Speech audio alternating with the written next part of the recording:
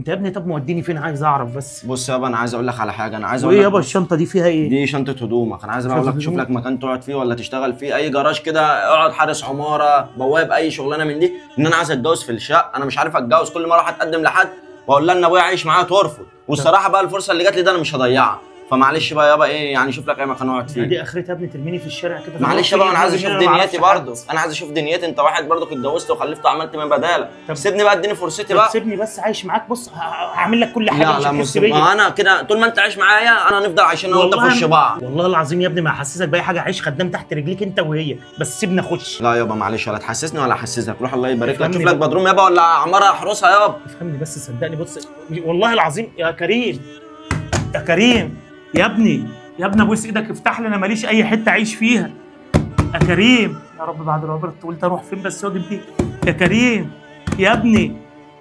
لا حول ولا قوه الا بالله، روح واجيب منين بس يا رب. ايه ده؟ لا حول ولا قوه الا بالله، عمار بيعيط، انا انزل اشوف. يا كريم ابوس ايدك يا ابني، افتح يا ابني. يا عمار يا استاذه نور، في ايه يا عمار انت بتعيط كده ليه؟ إيه لا ده انا مفيش حاجه يا استاذه نور، ده الجو حر بس، ده عرق، مش بعيط ولا حاجه. والشقه فاضيه مفيش حد جوه يعني؟ ده انا بس نسيت وقفلت باب الشقه، فمستني كريم ابني بس لما يجي هيفتح باب الشقه. ماشي يا عم، انا عايز اي طيب مساعده ولا لا حاجة؟ الله يبارك لك يا استاذه نور، تسلمي، ربنا يبارك لك، ربنا يبارك لك. لو عاوزت اي حاجه اطلع خبط عليا فوق. ماشي يا استاذه نور، تسلمي يا استاذه نور، ربنا يبارك لك. بنت حلال. يا كريم يا ابني، يا دي كريم ويا دي زفت، الواحد مش عارف يقعد بقى في البيت منك. يا ابني ابوس ايدك ورجلك، والله العظيم ما هتحس بيا ولا هي هتحس لو بيا. قعدت تغني لي من هنا لحد الصبح برضك مش هدخلك جوه. بس اسمعني بس يا عم، يلا بقى يا عم، توكل على الله بقى، شوف لك حته بقى احرسها ولا اشتغل فيها، ما تقرفنيش يا عم. كريم ابوس ايدك يا ابني، هروح روح يا عم توكل على الله. خبر ابيض، انت شفت ادم اللي انا شفته؟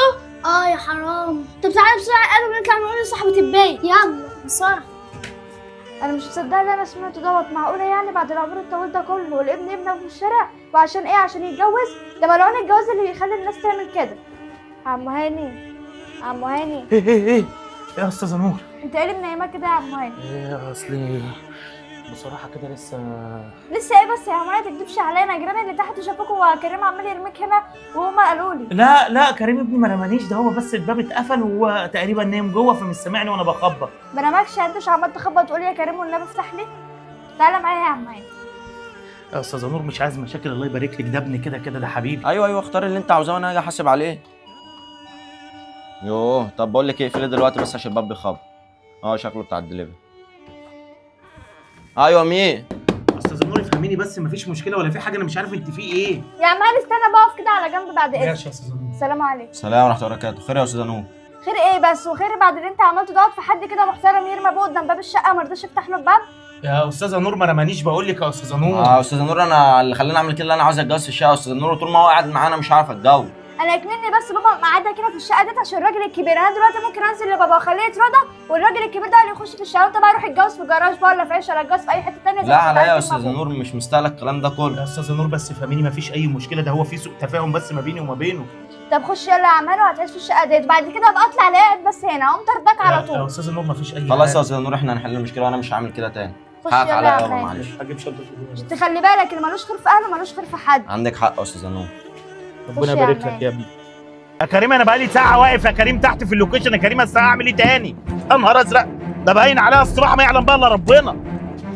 يا عالم اللي ما عندكوش دين ولا ضمير، يعني ينفع كده؟ يعني لسه غسل العربيه ب 150 جنيه، ريحتها معفنه. الله يسامحكم يا شيخ، والله يسامحك يا كريم انت التاني. بابا يا بابا. ايه يا في ايه؟ انت رايح فين؟ رايح الشغل. طب ما اجيب 5 جنيه. جبت بس الطلبات الاول لامك. ايوه بقى كيلو طماطم اهو. كيلو طماطم؟ وده كيلو طماطم يا؟ يا بابا. والا يا بابا ده ما يجيش ربع كيلو يا، انت اديت طماطم فين ولا خنصرت كام؟ والله العظيم يا بابا راح من ست مخنصات اي حاجه. اما فين بقت القطه انت وازنهم وجايبهم من عند مين؟ يا بابا ده كيلو وزياده كمان. يا كيلو بدل ما اديك بالبتاع في وشك، كيلو جايبهم من عند مين؟ تعالى وريني الراجل ده. ماشي. ما انت لو راجل تبص لها اللي حدفت الطماطم ماشي، بس اعرف اجيبك انا ازاي؟ هي الصباحه ما يعلم بقى الا ربنا. حسبنا الله ونعم الوكيل، الناس مش لاقيها اللي انت بترميها دي. حسبنا الله ونعم الوكيل. انا توبه ودنوبه اللي اجي من هنا تاني. يا عم يعني يا كيمو ينفع كده اللي حصل معايا دوت؟ معلش يا عم، انا حقك عليا، انا ما اعرفش. طب معلش انا عارف ان انت وقفت كتير، معلش. هروح بس اوصل مشوار هنا، الواد كان جايب بعته يجيب قوطه، بيقول لي ده كده كيلو. كيلو؟ انت ايه يعني اللي لفت نظرك ان انا واقف بقالي كتير؟ ما لفتش نظرك ان انا في حد عمال يحدف عليا طماطم؟ ده شويه كده يحدفوا عليا بيضه اعمل شكشوكه بقى. معلش يا عم هاني بقى، هتلاقي عيل صغير من البلكونه ولا حقك عليا، انا هوصل المشوار ده على طول وجاي. الفلنجاز الله يبارك لك. ماشي. الواد ده بيداري وشه ليه كده؟ حاسس الواد ده ورا الموضوع ده والله شكله هو. ماشي ماشي. يا رب بقى يكرمنا ونبيع كيلو القطه ده لحسن انا خلاص الشمس قورت دماغي، عايزه بقى اروح لاخواتي. يعني ايه يا استاذه السرقه بقت عيني عينك كده؟ سرقتي بس يا استاذ حرام عليك، انت بتعمل ايه؟ تفضحني في المكان. حبيتين قطه بتدوم للواد على اساس كيلو؟ حبيتين قطه ايه بس ده ما يجوش 50 جرام. طب ما تقولي لنفسك انت بتقولي لنا ليه؟ والله يا استاذ انا وزنه كيلو طبق بالزياده. هو فين اللي طابب ده؟ ما تبطلوا سرقه بقى. سرقتي بس يا استاذ من الاخر كده، ابنك ده اللي كان عمال ماشي عمال يعمل في القطه كده ويحدفها على عربيات هو واصحابه. الكلام ده حصل يا؟ الصراحه ده انت امك هتشويك. بص معلش يا استاذه حقك عليا انا. ايه اللي انت بتعمله ده؟ يبقى انت اللي حدفت القطه على عربيه عمك هاني. طب بص يا استاذه معلش حقك عليا انا، زودي لي ده كملي لي ده كيلو معلش. تظلموا الناس انتوا معاكم وخلاص. معلش يا استاذه حقك عليا قلت لي. اتفضل يا عم.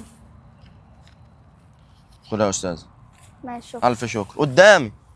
منك الله كريم ضيعت علينا اليوم. انا اصلا غلطان وصل ضرب الجزمه اللي جيت لك هنا، والله حاسس ان ابنك اللي ورا الموضوع ده مش عارف ليه. يا عم هاني.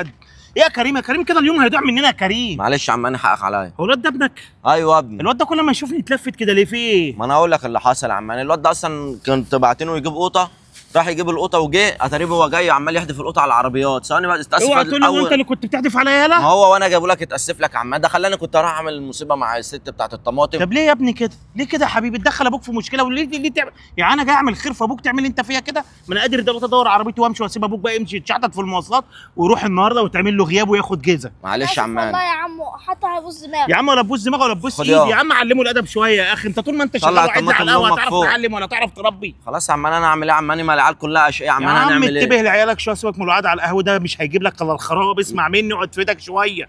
حاضر يا عم. يلا يا عم يلا يا عم خلينا نخلص. حقك على عيلتك يا عم خلاص بقى خلينا نخلص. يفضل يقول لي حقك عليا طول الليل.